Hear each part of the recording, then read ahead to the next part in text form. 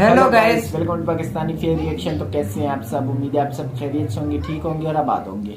हमारी दुआ यही है आप खुश रहें, आबाद रहें। मेरा नाम है अफान। मेरा नाम है मंसूर। सो गाइस, एक और नई इंटरेस्टिंग वीडियो आज की होने लगी है भाई। तो आज हम इसमें जानेंगे भाई इंडियन टॉप 5 स्पेशल आर्मीज। वैसे तो बहुत है, लेकिन इस वीडियो में सिर्फ 5 ही दिखा रहे हैं। तो यार देखते हैं कौन सी फोर्सेस हैं। 2 से 3 को तो मैं जानता हूँ, एक घुरको हो गई और दूसरी देखते हैं फिर। तो यार वीडियो को ओरिजिनल लिंक आप सब भाइयों को मिल जाएगा डिस्क्रिप्शन में। तो कार्डन करते हैं 3, 2, 1 एंड स्टार्ट। जय हिंद दोस्तों।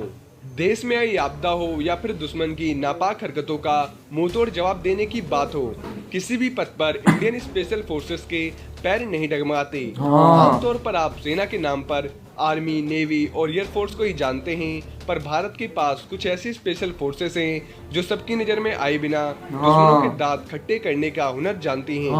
ये बात जानकर आपको हैरानी होगी कि भारतीय कमांडो फोर्स को अलर्ट रहने के लिए और दुश्मन के अचानक हुए हमले से संभलने के लिए आधे घंटे से भी कम का समय मिलता है। तो आइए आज इस वीडियो में जानते हैं इंडिया के 10 सबसे खूंखार स्पेशल फोर्सेस के बारे में। और दोस्तों, इन कमांडो के बीच हमने कोई रैंकिंग नहीं की है, सिर्फ हमने 10 इंडियन स्पेशल फोर्सेस के बारे में बताया है। इसलिए कोई कमेंट में ये नहीं कहेगा कि इस फोर्स को नंबर 1 पे क्यों नहीं रखा, क्योंकि सारी फोर्सेस बेस्ट हैं और इन्हें आपस में कंपेयर करना गलत होगा, क्योंकि सबका अपना अलग अलग काम है। तो सबसे पहले ये जानते हैं मार्कोस कमांडो के बारे में। मार्कोस इंडियन नेवी की ऑपरेशन यूनिट है। मार्कोस मरीन कमांडो सबसे ट्रेंड और आधुनिक कमांडो माने जाते हैं। मार्कोस का गठन 1987 में हुआ था। दोस्तों, मार्कोस कमांडो बनना आसान नहीं है। मार्कोस की ट्रेनिंग इतनी हार्ड होती है कि इनको शारीरिक और मानसिक रूप से फुल ट्रेन किया जाता है। वहीं ये कमांडोज आतंकवाद से लेकर नेवी ऑपरेशन और एंटी पायरेसी ऑपरेशन में भी इस्तेमाल किए जा सकते हैं। और कुछ मामलों में इनको अमेरिकी नेवी सील से भी बेहतर माना जाता है। और मार्कोस कमांडो का मोटो है the few the fearless. Bharat के सबसे खतरनाक कमांडोस में गिने जाते हैं। इनसे किसी भी तरह के ऑपरेशन करवाए जा सकते हैं, जबकि मरीन यानी पानी से जुड़े ऑपरेशन में इनको महारत हासिल होती है। मार्कोस ने आज तक जितने भी ऑपरेशन किए हैं वो एकदम 100% सफल रहे हैं और किसी भी ऑपरेशन में इन्होंने अपना कोई जवान नहीं खोया है, जो कि एक बड़ी बात है। वहीं दूसरी स्पेशल फोर्स है पैरा कमांडोज। पैरा कमांडो भारतीय सेना की पैराशूट रेजिमेंट की स्पेशल फोर्स की यूनिट है। पैरा कमांडो को स्पेशल ऑपरेशन, डायरेक्ट एक्शन, बंधक समस्या, आतंकवाद विरोधी अभियान, दुश्मन को तलाशने और तबाह करने जैसे सबसे मुश्किल काम ये कमांडोज करते हैं। Elite para commandos tower assault rifle से लैस हैं। इंडियन आर्मी के एलिट पैरा कमांडोज ने इंडो म्यांमार बॉर्डर पर सर्जिकल मिशन को भी अंजाम दिया था। साथ ही पीओके में सर्जिकल स्ट्राइक भी इन्होंने किया था। इस कमांडो यूनिट का निर्माण भारत और पाकिस्तान के बीच 1965 में हुई जंग के दौरान हुआ था। और ये फोर्स सिर्फ जमीन ही नहीं, हवा में भी लड़ सकती है। एलिट पैरा कमांडो ने 1971 और 1999 में हुई जंग में अपनी अहम भूमिका निभाई थी। और पैरा कमांडो को पैराशूट से कूदकर दुश्मन के इलाके में अंदर तक घुसने में महारत हासिल होती है। ये भारतीय सेना में एकमात्र ऐसी फोर्स है जो अपने शरीर पर टैटू रखने की अनुमति देती है। और ऐसा कहा जाता है कि हजारों में से केवल 10 से 20% लोग ही इसकी ट्रेनिंग पास कर पाते हैं। वहीं ये कमांडो दुश्मन को धोखा देने के लिए खास तरह की ड्रेस का इस्तेमाल करते हैं। इन ड्रेसों का हल्का रंग रेगिस्तान में और गाढ़ा रंग नजर नहीं आता, बिल्कुल छिपने में मदद करता है। और ये कमांडो एक खास झिल्लीदार सूट भी पहनते हैं, जिन्हें किसी वातावरण में छिपने के लिए इस्तेमाल किया जा सकता है।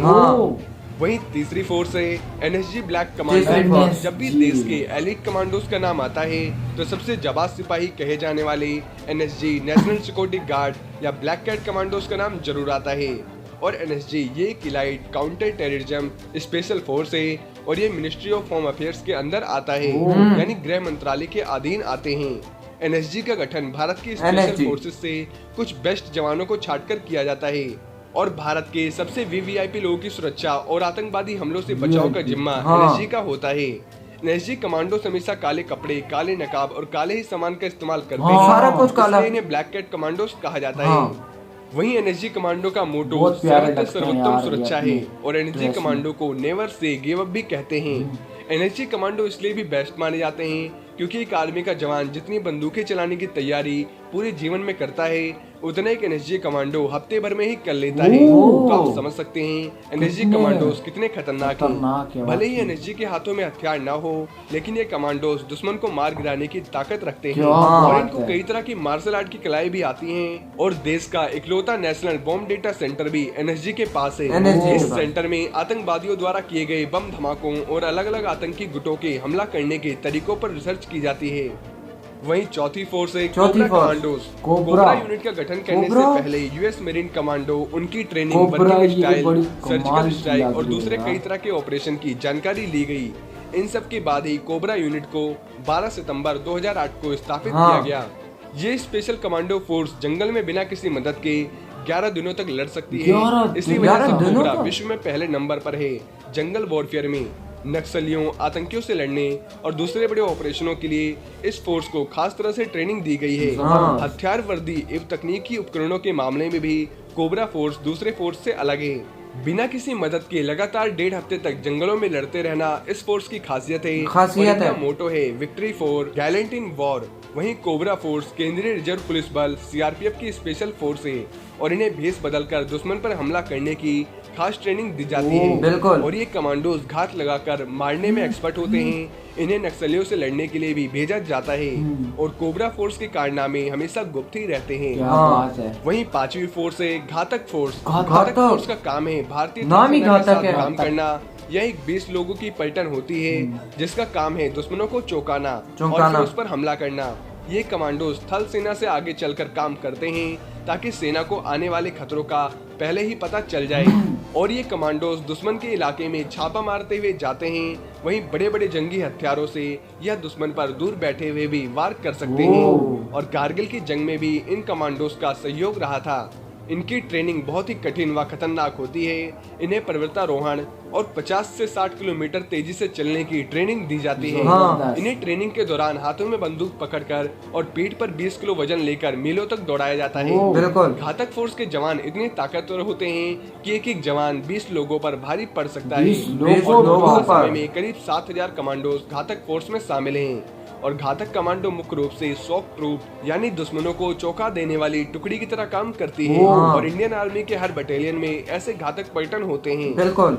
वहीं 6वीं तो यार इसी के साथ हुई ये वीडियो खत्म। तो आज हमने देखा भाई लेवल के थे यार। ये भाई नंबर 5 वाली का तो नाम ही भाई घातक था यार। कोबरा कितना खतरनाक। कोबरा कहते हैं एक सांप का एक वो है, सांप का नाम है ना, नस्ल है यार। कोबरा जो है ना वो कहते हैं कि एक अगर कोबरा को अब अगर आपने मार दिया ना तो उसकी सात नस्लें भी नहीं छोड़ती। बिल्कुल मैं जरूर बताया वो यही है भाई। बिल्कुल बिल्कुल ये अपना बदला नहीं छोड़ती और यार। भाई सबसे ज्यादा मुझे बेस्ट यार और भी बहुत बेस्ट लगी है एनएसजी और ये जो घातक और कोबरा, ये 3 मुझे बहुत अच्छी लगी है। दो भी अपना हक यार सही अदा कर रही है। मैं ये नहीं कहता यार कोई यार इंडियन आर्मी में वो भी इंडियन आर्मी का हिस्सा है, वो भी काम कर रहे हैं, लेकिन सबसे ज्यादा यार डेंजरस मुझे ये लगी है। एक इसमें एक ऐसी फोर्स थी जो कभी भी हलाक नहीं हुई, यानी कभी भी वो मार्कोस में जो ऑपरेशन में उनके एक बंदा भी जाया कभी नहीं हुआ। ऑपरेशन में वो सबसे ज्यादा माहिर होते हैं, किसी भी देश में जाकर वो ऑपरेशन करने लाग पड़ते हैं। लेवल है यार। आप तो यार आपको इनमें से कौन सी फोर्स अच्छी लगी है कमेंट सेक्शन में जरूर बताइएगा। तो मिलते हैं नेक्स्ट वीडियो में, तब तक के लिए अपना बहुत ज्यादा ख्याल रखिएगा। तो यार बाय।